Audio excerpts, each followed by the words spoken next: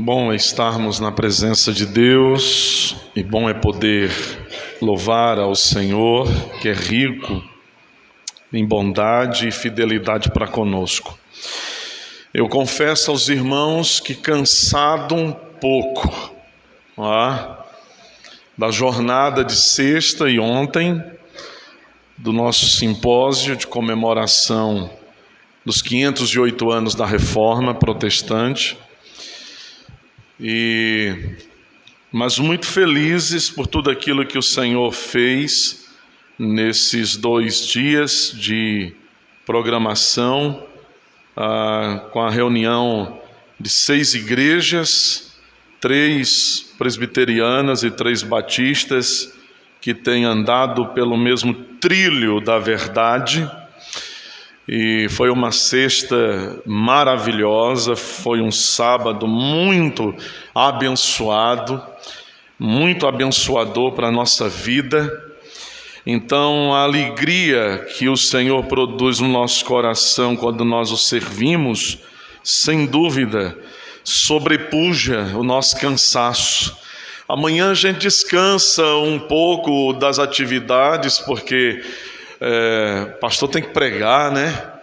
Então tem que trabalhar um pouco hoje. É tipo meio sacerdote do Antigo Testamento, né? Que tinha que fazer a circuncisão no dia do sábado, mas não quebrava a lei por causa disso. Então a gente trabalha para o Senhor sem transgredir a lei dele. Mas que bênção é poder estar na presença de Deus. E que privilégio da graça de Deus é poder servir a Ele. Ele é um Deus muito generoso, é um Deus de muito amor, de muita bondade, de muita graça. E é somente por causa disso que nós estamos aqui, por causa da graça dEle. A Ele então toda a glória, todo o louvor, toda a adoração, hoje e eternamente. Amém. Nós vamos voltar à palavra de Deus, ao livro que nós estamos lendo e pregando, o livro do profeta Sofonias. Esse é o texto da palavra de Deus, sobre o qual nós estamos ouvindo o conselho de Deus, a palavra de Deus, através do profeta Sofonias, que profetizou num tempo muito delicado, muito difícil.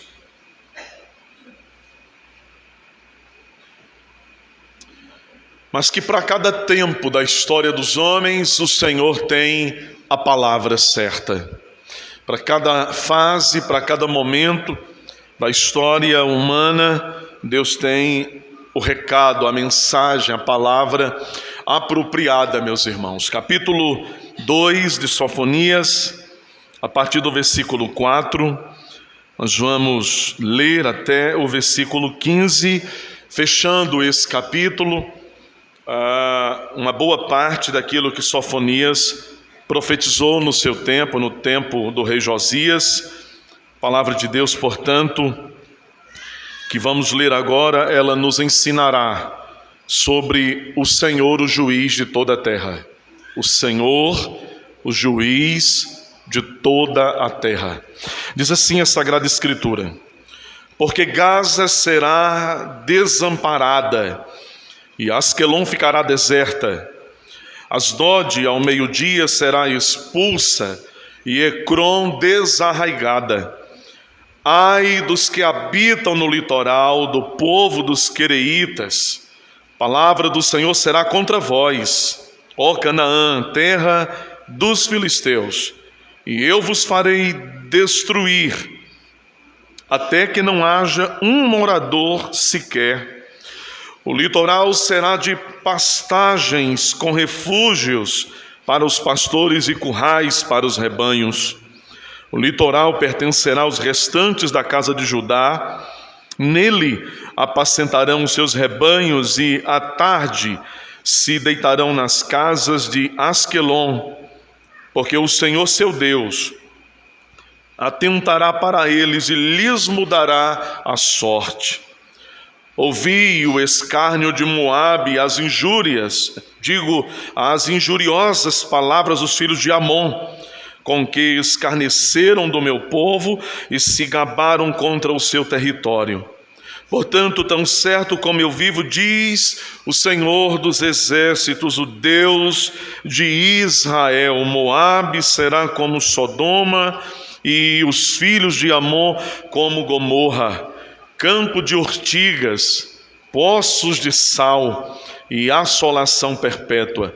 O restante do meu povo os saqueará, e os sobreviventes da minha nação os possuirão. Isso lhes sobrevirá por causa da sua soberba, porque escarneceram e se gabaram contra o povo do Senhor dos exércitos. O Senhor será terrível contra eles, porque aniquilará todos os deuses da terra, todas as ilhas das nações, cada uma do seu lugar o adorarão. Também vós, ó etíopes, sereis mortos pela espada do Senhor. Ele estenderá também a mão contra o norte e destruirá a Assíria, e fará de Nínive uma assolação e terra seca como o deserto. No meio desta cidade repousarão os rebanhos e todos os animais em bandos, alojar-se-ão nos seus captéis, tanto o pelicano como o ouriço. A voz das aves retinará nas janelas, o monturo estará nos limiares, porque já lhe arrancaram o madeiramento de cedro. Esta é a cidade alegre e confiante, que dizia consigo mesma: eu sou a única, e não há outra além de mim. Como se tornou em desolação, em pousada de animais. Qualquer que passar por ela assobiará com desprezo e agitará a mão. Amém. Amém. Uma leitura desafiadora, mas maravilhosa. Nós temos visto, meus irmãos, por todo o capítulo 1 do livro do profeta Sofonias, e temos visto também na parte inicial do capítulo 2, versículos de 1 a 3, como o Senhor, o Deus dos exércitos, o Senhor de Israel, olhando para o seu povo, o Deus santo que não pode contemplar o pecado, que detesta o pecado, olhando para a sua nação, as tribos que ainda sobreviviam, o reino do sul, olhando para Judá, o Senhor olha para o seu povo, o Senhor conhece o seu povo, Ele sonda a mente, o coração do seu povo, Ele conhece as suas obras, e então Deus está indignado contra o seu povo. Ele está irado contra o povo que Ele escolheu, porque este povo se tornou idólatra. Mais uma vez este povo abandona o Senhor, como uma adúltera uma infiel que tem prazer em trair, em ser infiel, na infidelidade, em abandonar a Deus. Esse povo se volta para os ídolos. Deus está tratando disso no começo do livro, capítulo 1 e começo do capítulo 2. Deus está irado contra o seu povo. A idolatria é a base do pecado desse povo e de todos os outros pecados que se desdobram a partir desse deixar Deus, desse abandonar o Senhor, desse afastar-se de Deus como único Senhor a quem eles deveriam temer e adorar.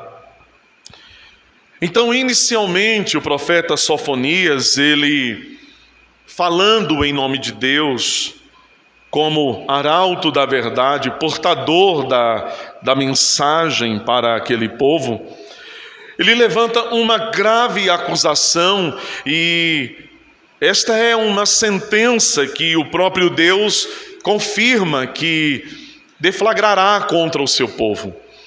Uma sentença de levá-los cativos, de entregá-los nas mãos dos caldeus, do povo da Babilônia. Mas isso não impede, como nós vimos, meus irmãos, isso não é um impedimento para que tendo o Senhor visto o pecado daquele povo e tendo Deus anunciado uma sentença condenatória contra aquele povo, isso não é um impedimento para que Deus venha a eles e chame esse povo ao arrependimento e convoque esse povo a confessar os seus pecados e dobrarem os seus joelhos e renunciarem os seus erros e os ídolos que eles haviam levantado em seus corações e em muitos altares espalhados por Jerusalém, por Judá e mesmo no templo da casa do Senhor.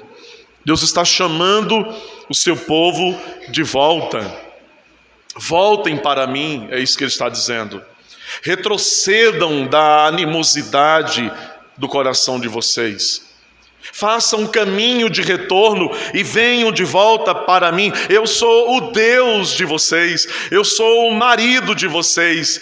Vocês devem todo o amor e serviço e devoção a mim, mas o que nós temos é o contrário de uma resposta positiva de amor e de reconhecimento e de arrependimento.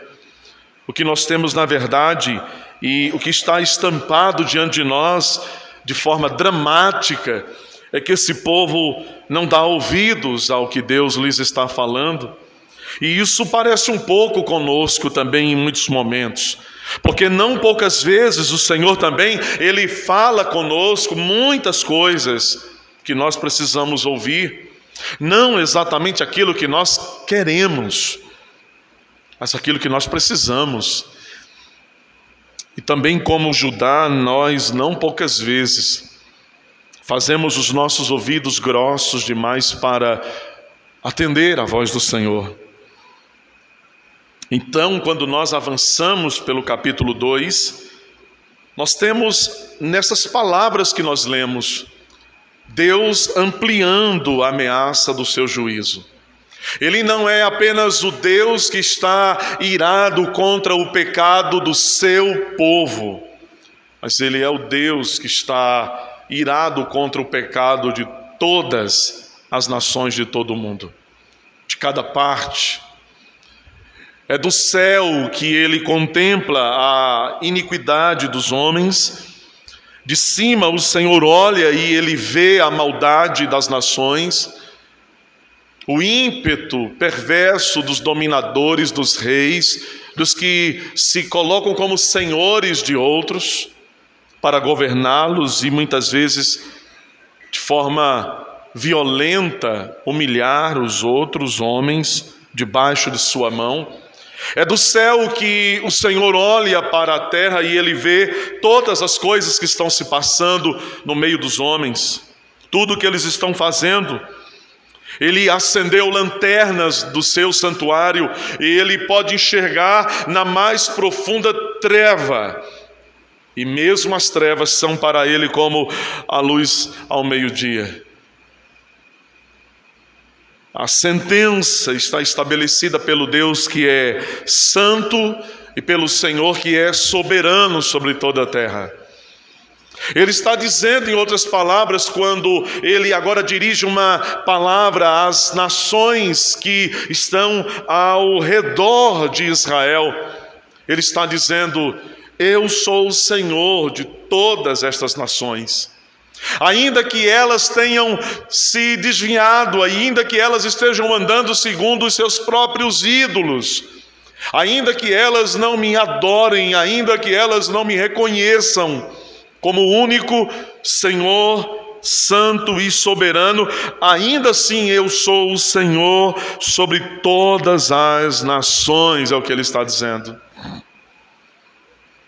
E quando ele diz isso ao povo de Judá, quando ele quando ele cita estas nações e diz o que vai fazer contra elas, ele está dizendo através de Sofonias, que a sentença contra o seu povo é ainda mais pesada, porque estes conhecem os caminhos do Senhor, porque estes sabem os caminhos do Senhor, porque estes receberam luz receberam a lei de Deus, os testemunhos do Senhor, os preceitos do Senhor, mas eles negaram-se a obedecer. O juízo de Deus começa pela sua casa. E nós, meus irmãos, não devemos imaginar que esse juízo para aqueles que têm recebido a palavra dele seja um juízo menor em relação àqueles que não têm recebido a luz do conhecimento de Deus, mas sobre aqueles para os quais mais luz brilha, mais também o Senhor os cobrará.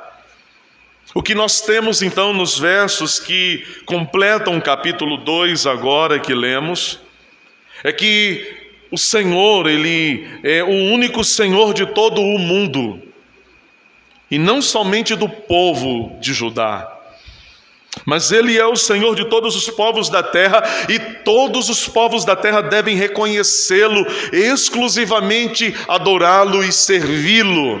Esta é a afirmação, é como uma sentença teológica pesada que Sofonias está declarando quando ele escreve, quando ele fala estas palavras. Ele está dizendo: o Senhor é o juiz de todo o mundo, Ele é o juiz de toda a terra. Temam-no, temam ao Senhor. Esse é o discurso, essa é a chamada para que temam aquele que julga todos os homens, que julga todas as nações.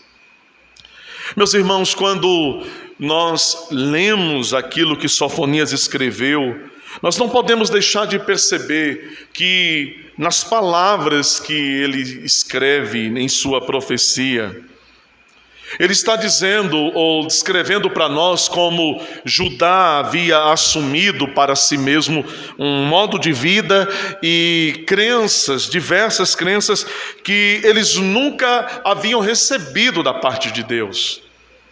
Eles haviam estabelecido ou adotado para si aquela cosmovisão, aquela visão de mundo pagã, em que não bastava para eles ter e adorar e servir um único Deus, quando todas as nações do mundo tinham, adoravam e serviam a muitos deuses. Eles assumiram um modo de vida contrário, eles assumiram uma visão da vida e das crenças que eram pagãs, e eles fizeram isso segundo as suas próprias conveniências.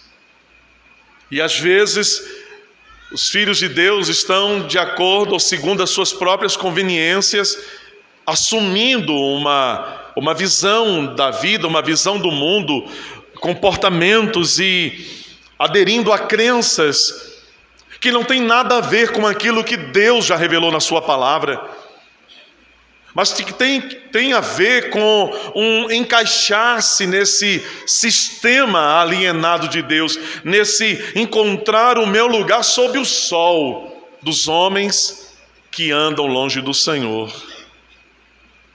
Se você não está entendendo muito bem isso agora, o que isso quer dizer e o que isso significa é que o anseio do nosso coração e a nossa busca nesse mundo não deve ser, não pode ser encaixar-se ao modo de vida dos homens que não conhecem a Deus e adotar para nós um padrão e assimilar para nós um comportamento e crenças, um modo de vida, uma visão de mundo, uma cosmovisão que não é aquela que procede, que nasce da revelação de Deus, das Escrituras Sagradas, e porque quando nós fazemos o contrário disso, quando nós assumimos a visão dos homens lá de fora e o modo de vida dos homens desse mundo, significa então que nós estamos abrindo mão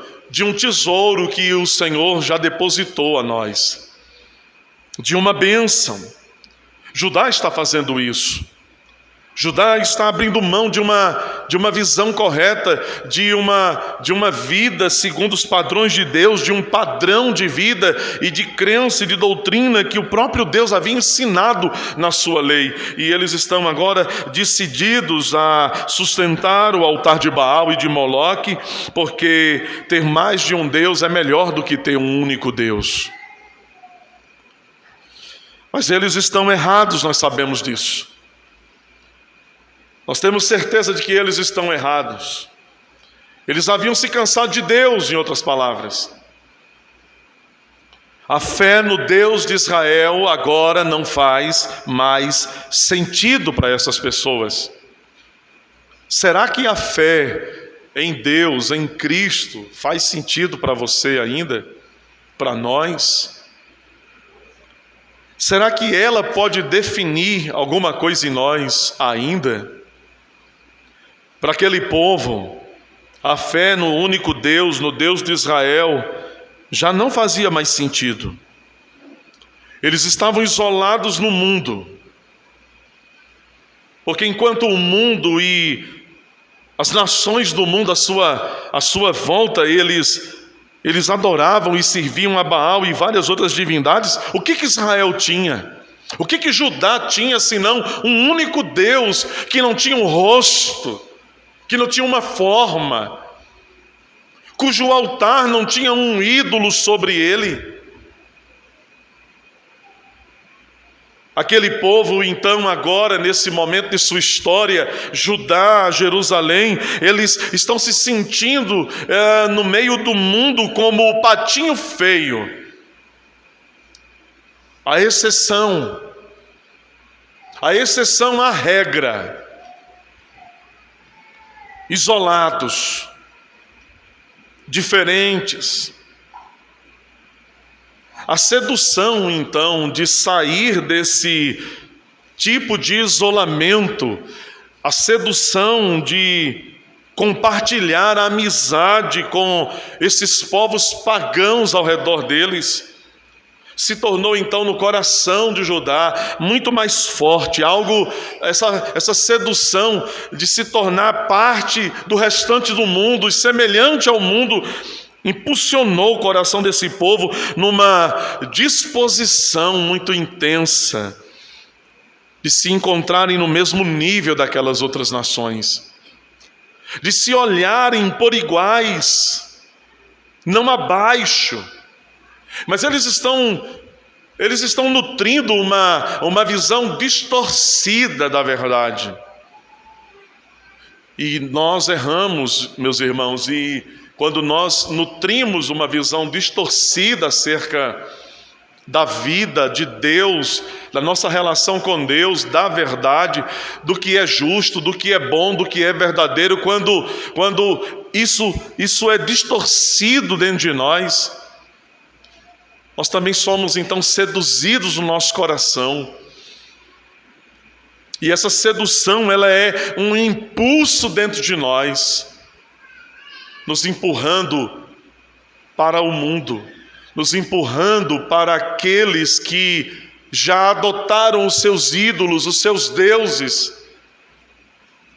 E de uma maneira assim curiosa e estranha, dentro do nosso coração, um desejo de parecer começa a se fortalecer. Um desejo de ser semelhante começa a ganhar força dentro de nós. De não nos sentirmos isolados, únicos, os patinhos feios desse mundo. Porque quando chegamos nesse nível, nós já nos esquecemos que, embora o mundo tenha os seus muitos deuses, há apenas um único Deus verdadeiro no céu. E quando nós chegamos nesse nível de vida, de sentimento, de vontade, de querer, é porque nós já nos esquecemos de que Deus escolheu um povo dentre todos os povos da terra, de que Ele escolheu uma gente dentre todas as gentes desse mundo, e de que Ele colocou o selo do seu nome sobre um povo, a qual Ele diz: esse povo é o meu povo, que pertence a mim. E nós pertencemos a esse povo. porque nós pertencemos ao único Deus. Nós precisamos então sarar o nosso coração e limpá-lo dessa sedução que nos empurra para o mundo, ao invés de nos fazer sair do mundo. Não fisicamente, o que seria impossível, a menos que a gente morra. Mas eu não estou muito afim de morrer hoje. E eu imagino que nenhum de vocês também. Mas sair, tirando o nosso coração das paixões e dos amores desse mundo, daquilo que cativa os homens que pertencem ao mundo, para que nós sejamos cativados por aquilo que está em Deus, que é Deus. Esse subir ao nível das nações, igualar-se às nações, na verdade não era subir, era descer. Porque às vezes a nossa leitura ela está truncada. A nossa leitura da vida e da realidade e daquilo que Deus quer, ela está manchada, e a gente consegue ler e interpretar uma mensagem quando Deus está dizendo outra completamente diferente. Nós podemos em algum momento pensar que estamos subindo e Deus vai dizer: não, você está descendo. Vocês se lembram do apóstolo Paulo quando ele enfrentava uma luta muito grande?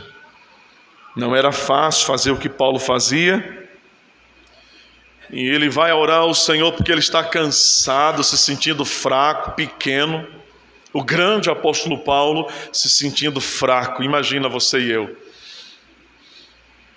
O grande apóstolo Paulo se sentindo pequeno demais, enfraquecido demais. Ele ora a Deus e diz: Senhor, tira esse espinho da minha carne que me esbofeteia, que me machuca, que me humilha. A leitura de Paulo, do grande apóstolo Paulo naquele momento da sua vida, era que ele ia estar melhor se o Senhor tirasse aquele espinho na carne que ele tinha. E às vezes a gente acha também que nós vamos estar melhor, bem, se Deus tirar aquele espinho que nos machuca agora, que arde, que queima, que faz doer. Paulo pensou também que ele ia ser melhor, um homem melhor, e estar melhor se o Senhor tirasse aquele espinho dele, mas a resposta do Senhor para ele foi não. Mas sempre quando o nosso Deus, que é o Deus de Paulo, que é o Deus de Sofonias, de Judá, o Deus de todas as nações, todas as vezes que Ele, o Senhor, diz não aos seus filhos, Ele não diz não apenas simplesmente um não vazio, um não isolado, Ele sempre nos dá o não acompanhado da sua graça. Ele diz: Paulo, a minha graça te basta, porque o poder se aperfeiçoa na fraqueza. Glória a Ele por isso. O poder se aperfeiçoa na fraqueza. Paulo precisava ter a sua leitura corrigida acerca do seu estado. E nós seremos felizes sempre que o Senhor corrigir a leitura, a nossa própria leitura sobre nós, sobre Ele, sobre a vida, sobre o hoje, o amanhã, o presente, o passado. Quando a nossa maneira de ler, de ver estiver errada, distorcida, equivocada, nublada, nós seremos felizes sempre que Ele nos corrigir a leitura, como um pai corrige o filho quando está aprendendo a ler as primeiras letras. Enquanto Deus quer o seu povo exclusivamente para si, afinal de contas Ele havia estabelecido, Ele havia firmado um contrato de propriedade com aquele povo. Ele firmou esse contrato quando Ele levou aquele povo do Egito até o deserto, e Ele deu a sua lei. E se vocês se lembram um pouco do que está no começo de Êxodo 20, versículo 2, ali estão as palavras desse contrato de propriedade exclusiva. As palavras, os termos são os 10 mandamentos. Mas as palavras que inauguram esses 10 mandamentos, as palavras que abrem esses 10 mandamentos, são as palavras que estabelecem o contrato, o acordo, a aliança. Então disse o Senhor: eu sou o Senhor teu Deus. Isso é privilégio. Baal nunca chegou para nenhum dos povos de Canaã. Ele nunca disse para nenhum deles: eu sou Baal, o Deus de vocês. Porque Baal não existia. Ele não era um Deus, senão na imaginação daqueles povos. Ele não podia falar. Ele não podia ouvir. Ele foi incapaz de mandar fogo descer do céu no Monte Carmelo. Mas o Senhor, Ele vem ao seu povo e Ele diz: eu sou o Senhor teu Deus. Eu te tirei da terra do Egito, da casa da servidão. Deus está dizendo: você me pertence, Israel. Eu sou seu para sempre. Não há nada melhor do que pertencer a Ele. Não há nada mais precioso do que tê-lo. Não é o caso de nós sermos dele apenas, que já seria maravilhoso demais. Somos dele, de mais ninguém. Mas não apenas isto. Ele é nosso. Glória ao nome dele. Ele é nosso, o nosso Deus. Eles deveriam se arrepender, mas não ouviram. Então Deus vem e Ele reclama para si a sua glória que está sendo roubada. Ele está reclamando para si a honra que está sendo vilipendiada, pisada, pisoteada, manchada. Deus tem direito, Ele está dizendo: eu sou o Senhor de todo o povo de Israel, e esse povo deve me servir. É uma questão de urgência. Servir a Deus é a nossa urgência. Servir ao Senhor, que é nosso e a quem nós pertencemos, é a nossa urgência. Então, nos versos de 4 a 15, o Senhor Ele apresenta um painel muito mais amplo do seu juízo, porque Ele até agora falou do juízo que Ele vai trazer sobre Judá mais especificamente. Mas agora Ele estabelece um painel mais amplo, e Ele agora fala sobre como Ele, o juiz de todo mundo, vai julgar toda a terra, todas as nações. Ele fala então, na leitura que nós fizemos, sobre várias nações pagãs. Ele fala sobre como julgaria cada uma delas, por causa dos seus próprios pecados. E aqui, meus irmãos, o que Deus Ele pretende com isso, ao falar sobre a Filístia, sobre Moabe, Amon, Etiópia e a Síria, o que Deus pretende é garantir para o seu povo, garantir para Judá, o povo rebelde, que Ele é Senhor destas nações também. E não importa qual visão, não importa qual é a cosmovisão, a visão que cada uma destas nações sustenta em seu próprio coração, não importa o que elas decidiram em seus corações, porque não importa o que os homens decidem, mas importa o que Deus diz. Ele fala a Judá através do profeta duas coisas muito importantes. A primeira, Deus declara que Ele é o juiz sobre todas as nações. A segunda, que todas as nações pecaram contra o Senhor. É sobre isso também que Paulo fala em Romanos capítulo 3.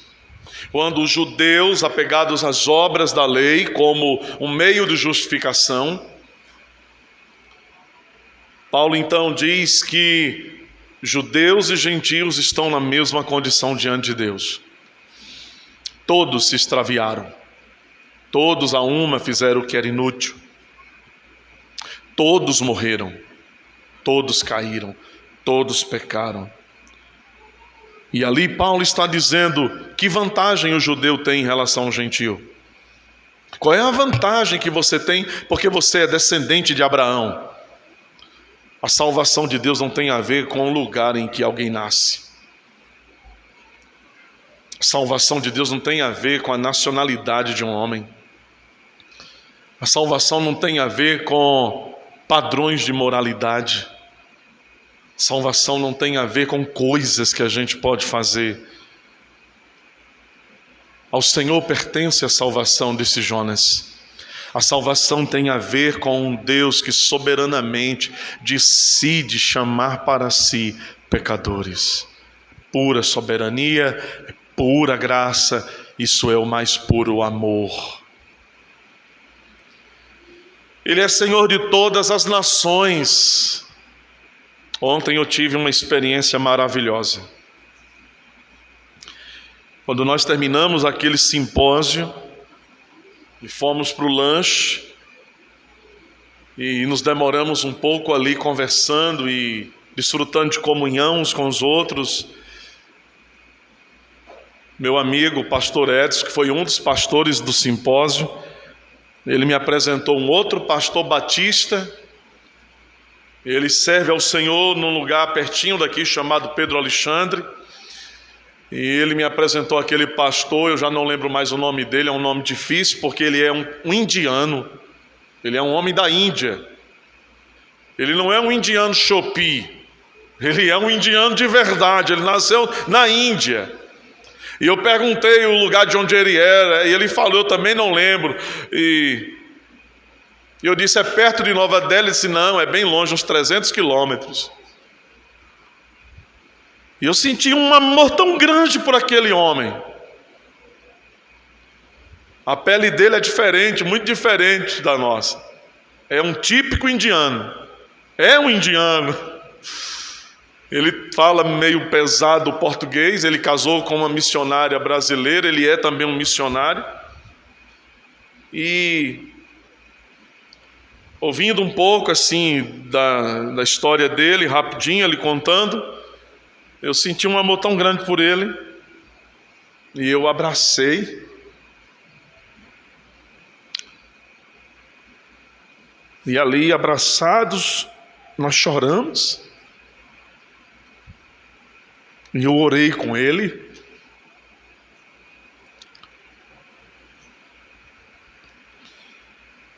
E eu louvei a Deus.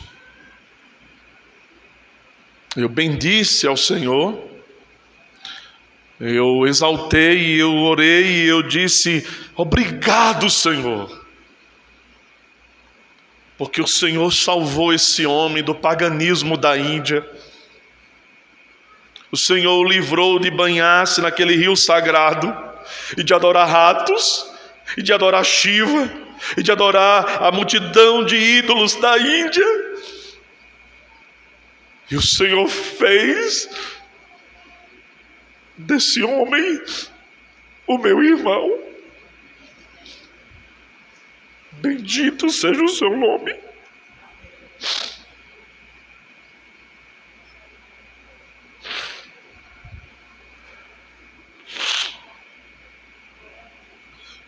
Eu olhei para ele e eu disse, você é indiano, eu sou brasileiro, mas bendito seja o Deus que comprou homens de todos os povos, tribos, línguas e nações, e Ele nos deu um lugar no seu reino, e nós choramos juntos. Ele é o Senhor de todas as nações.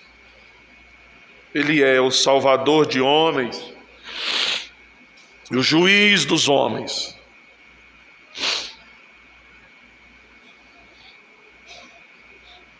Eu nunca tinha abraçado um indiano na vida.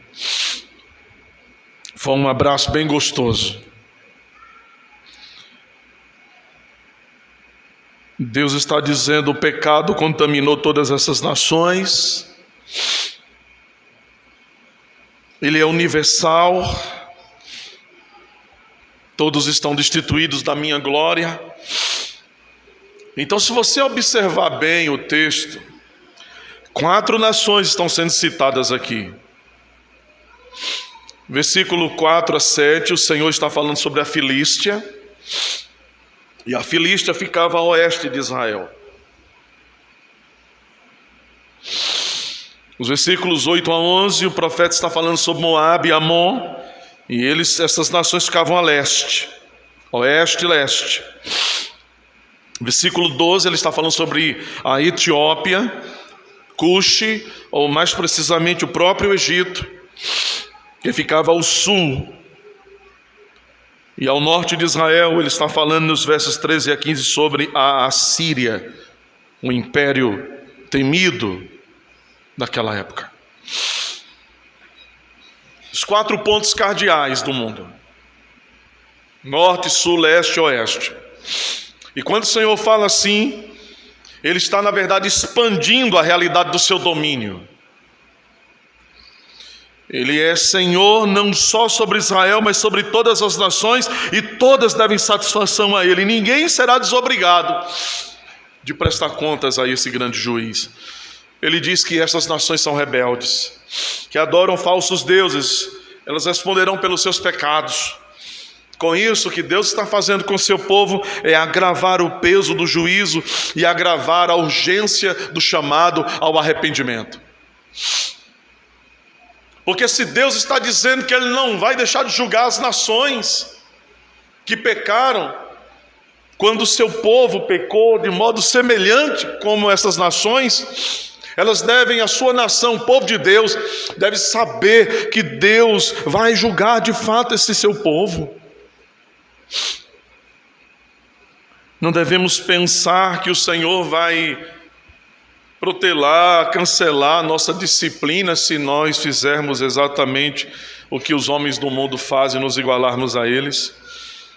Versículos de 4 a 7, o castigo sobre o território filisteu, inimigos históricos de Israel, está descrito aqui. Inimigos terríveis. O castigo de Deus seria devastador contra a Filístia. Suas cidades mais fortes seriam arruinadas. Gaza, Asquelon, Asdod e Ecrom iriam desaparecer, é o que Deus está dizendo. Ele vai varrê-las do mapa. Elas ficariam desertas. Cidades que eram tão povoadas, tão concorridas, Deus iria deixá-las sem nenhum morador sequer, sem nenhum. Verso 5 ele diz isso. Deus varreria de forma tão ampla, tão completa, que isso chegaria até a beira-mar, até o litoral. Verso 6, até lá na beira do mar chegaria o juiz de Deus.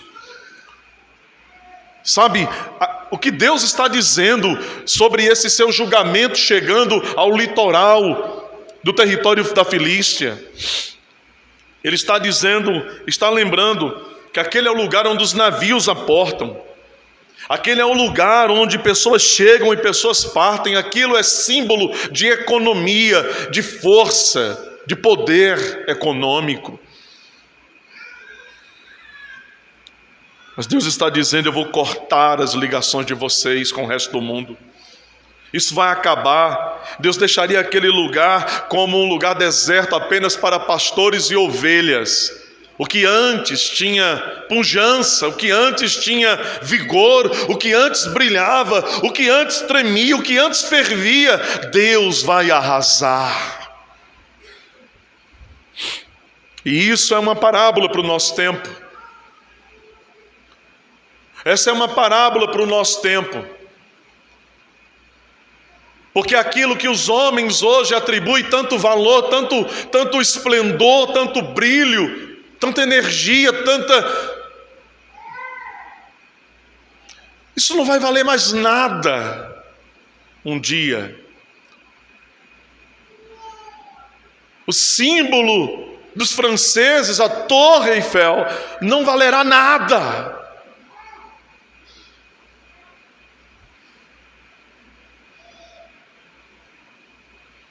As imponentes construções de Dubai não significarão nada. O brilho de Las Vegas se apagará. Tudo que agora os homens consideram grande, valioso, acabará. Tudo o que os filisteus consideravam valioso, Deus estava dizendo: eu vou fazer varrer, não vai durar.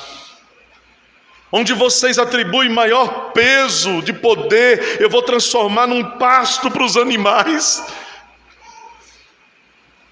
É esse o nosso Deus, que frustra os desígnios dos homens, mas o desígnio dele permanece para sempre.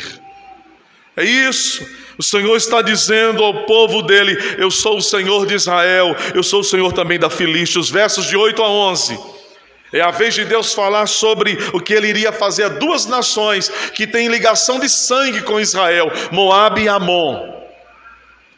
Essas nações nasceram do incesto das filhas de Ló com ele, quando eles foram tirados de Sodoma e Gomorra.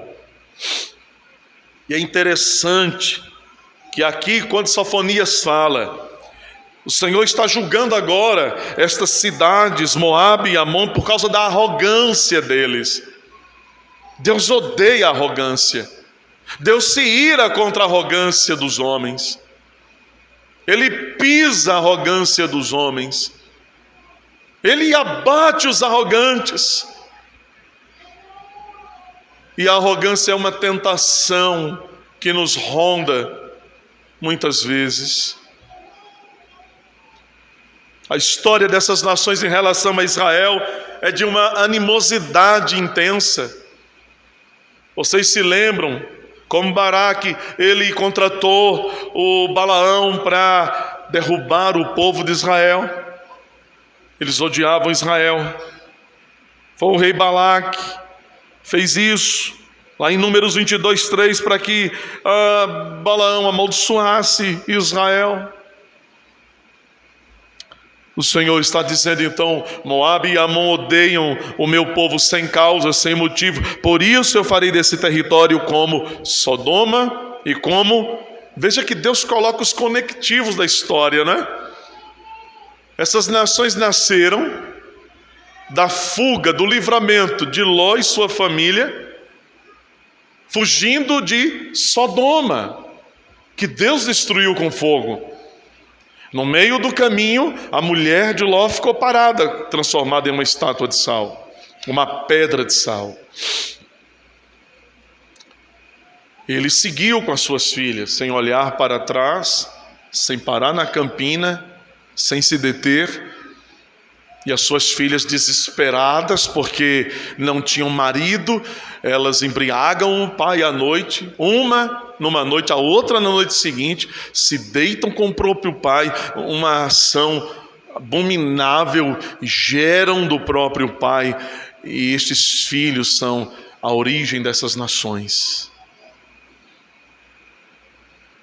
E Deus está dizendo: eu vou fazer vocês se lembrarem de Sodoma, porque eu vou fazer de vocês como Sodoma, terra queimada, sem vida, vazia, estéril. Versículo 12, ele é apenas esse pedacinho, é a vez da Etiópia. Espada do Senhor está contra ela. Deus cumpriu isso. Deus trouxe verdadeiramente sua espada quando Nabucodonosor invadiu, por volta de 720, o Egito. Era a espada do Senhor, mostrando que, embora fossem tão fortes, tão resistentes, não poderiam escapar pela força do seu próprio braço. Isso deve lembrar a gente que diz o salmista: uns confiam em carros, outros em cavalos, mas e o povo do Senhor, em quem confia? Nós faremos menção do nome do Senhor. Foi assim que Davi fez. Quando os exércitos do Senhor eram afrontados, aquele garoto vai diante do valente soldado filisteu Golias. E ele disse: se você vem a mim com lança e espada e escudo, você vem na força do seu próprio braço, de sua armadura, de suas armas, mas eu vou contra ti, em nome do Senhor dos Exércitos. Nós faremos menção do nome do Senhor. Não é a força do nosso braço que nos garante a vitória. Não é a força do nosso braço que nos garante o triunfo. É a força do nosso Deus. É a força de Deus. Aquele povo tinha carros e cavalos, mas o que isso valeria se Deus estava contra aquela terra? E por fim, Sofonias conclui, verso 13 em diante, falando de como o Senhor traria juízo sobre a Assíria, o mais forte império naquele momento. Aquela que antes havia arruinado o reino do norte, a Assíria, a poderosa Assíria, havia destruído, levado cativo o reino do norte, as 10 tribos. Agora, a Assíria é uma ameaça contra Judá, o reino do sul. Mas a ameaça dela e ela não ficarão de pé. A imponente, a impoluta, a violenta Nínive cairia. Aquela Nínive que Jonas, muito antes, havia pregado ali, que aquela geração havia se arrependido. Agora essa geração volta à sua maldade, é uma outra geração malvada, perversa, arrogante Nínive, versículo 15. Veja como o Senhor descreve o que aquele povo dizia de si mesmo, povo arrogante, um povo presunçoso. Eles diziam: eu sou a única, não há outra além de mim. Isso era o que eles diziam de si mesmos, tinham uma elevada percepção de si mesmos. Mas a questão não é o que eu posso pensar de mim. A questão não é o que você pode pensar de si mesmo, o que nós podemos pensar de nós mesmos. A questão é o que Deus tem a dizer sobre nós. Porque talvez nos achando tão santos e justos, o Senhor diga: você não é assim tão santo e justo. Ou talvez nos achando assim tão pequenos, tão fracos e tão nada, o Senhor vem e diz: não é assim, não é bem assim. A verdade é que aquele povo tinha um coração presunçoso e Deus vai chocar aquele povo. Vejam as palavras do Senhor, como se tornou em desolação, como se tornou em pousada de animais. Qualquer que passar por você vai assobiará com desprezo, vai agitar a mão, vai dizer: o que foi essa Nínive um dia? Às vezes a gente conhece algumas pessoas e a gente olha e em algum momento aquela pessoa foi tão forte, tão intensa, depois tudo muda. E a gente olha de novo e diz assim: quem foi fulano um dia, né? Quem foi um dia? Eles passariam, olhariam para Nínive, para a Síria, assim: quem foi Nínive? Deus faria cessar a música, ele está dizendo, não vai ter alegria. Não vai ter festa, não vai ter bebedeira, as orgias, a arrogância, a violência da temida Nínive. O seu dia estava chegando. O Senhor lançaria por terra toda a presunção daquelas pessoas e tornaria, verso 14, Nínive um campo de animais. Foram estas as sentenças do Senhor para aquelas nações. Tudo isso para garantir a Israel, a Judá, que Deus não é só o Deus de Judá. Deus não é só o Deus de Paulo Afonso, ou da Bahia, ou do Brasil. Ele é o Senhor de todo o universo. O seu trono está colocado acima do universo. Como disse Abraham Kuyper, não há 1 centímetro quadrado em todo o universo no qual Cristo, Deus, não possa dizer: é meu, tudo é meu. E aqui algumas lições. A nossa visão de mundo não pode ser a visão de mundo dos homens que estão vivendo longe de Deus. Se a sua visão está embaçada, ou confundida, ou manchada pela visão dos homens deste mundo, então é hora de você comprar sem preço o colírio de Deus e ungir os seus olhos, para que você veja as coisas pela ótica de Deus, não pela ótica dos homens desse mundo. Não nos permitamos sermos seduzidos a desejar ser como os homens do mundo e viver longe de Deus como eles estão vivendo. Mas ao contrário, que o nosso coração arda e que arda um fogo em nosso coração de paixão por Deus, pelos seus atributos, pelo seu ser, pela sua obra, por sua glória. Mas ainda há, em certo sentido, um isolamento em relação a esse mundo que nós participamos. E nós não devemos abrir mão desse isolamento, porque isso significa que nós não precisamos achar um lugar ao sol dos homens deste mundo, sob o sol dos homens deste mundo, para que nós venhamos a olhar em nós e nos sentir úteis e valiosos e nos sentir. Porque aquele que dá sentido à vida é aquele que já nos comprou, que nos pertence, a quem nós pertencemos. É Ele que dá sentido. Então esse isolamento dos homens desse mundo é valioso. João 17,6, Jesus disse: eles não são do mundo como eu também não sou. E em Efésios 5, de 8 a 10, Paulo diz: pois outrora vocês eram das trevas, mas agora vocês são da luz. Vocês eram trevas, agora vocês são luz. Andem como filhos da luz, porque o fruto da luz consiste em toda bondade, justiça e verdade, provando sempre o que é agradável ao Senhor. Quando nós olhamos para estas palavras, nós nos lembramos que Ele é o juiz de todo o mundo. Mas isso não nos atemoriza. Saber que Ele é o juiz de toda a terra não causa medo em nosso coração, porque nós sabemos que aquele que está em Cristo foi feito nova criatura. Nós sabemos que nenhuma condenação há para os que estão em Cristo Jesus.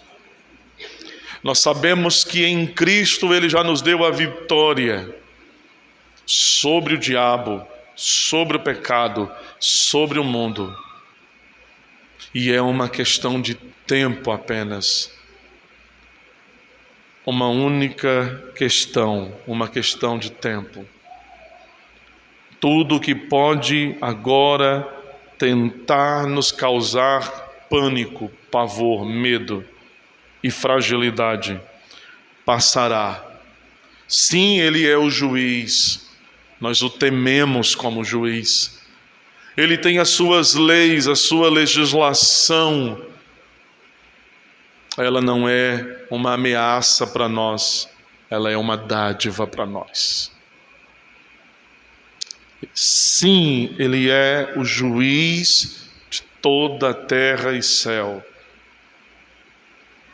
mas Ele também é o nosso Pai, o nosso Deus, que nos ama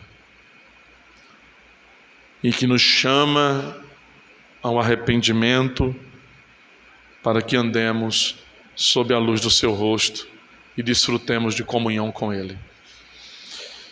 Que pena que aquele povo, naquele momento, não atentou para isso. Não cometa o mesmo erro. Não vamos cometer o mesmo erro. Que Ele nos ajude. Amém. Vamos orar ao Senhor. Fique de pé, por favor.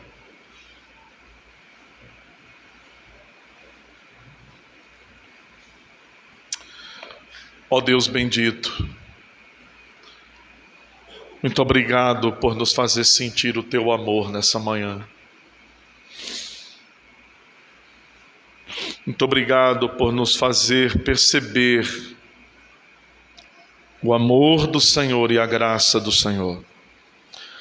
Mesmo quando nós lemos uma parte da Tua palavra que contém uma mensagem tão dura, tão severa, tão aguda, nós conseguimos perceber, Senhor, acima de toda a rispidez dessa mensagem, a dureza, nós conseguimos perceber o Senhor que chama, o Senhor que zela pelo seu povo, o Senhor que é o Deus de todas as nações. E que privilégio, Senhor, nós fomos tirados do mundo para pertencer ao Senhor. Muito obrigado por isso. Muito obrigado porque, ainda que o Senhor seja o juiz de todas as nações, o Senhor também é o salvador de homens de todas as nações. E que nos une, que nos conecta, que nos junta no mesmo tronco, numa mesma videira de vida, que é Cristo Jesus. Obrigado, Senhor. Obrigado por tudo. Graças te damos, Pai. Em nome de Jesus que oramos. Amém.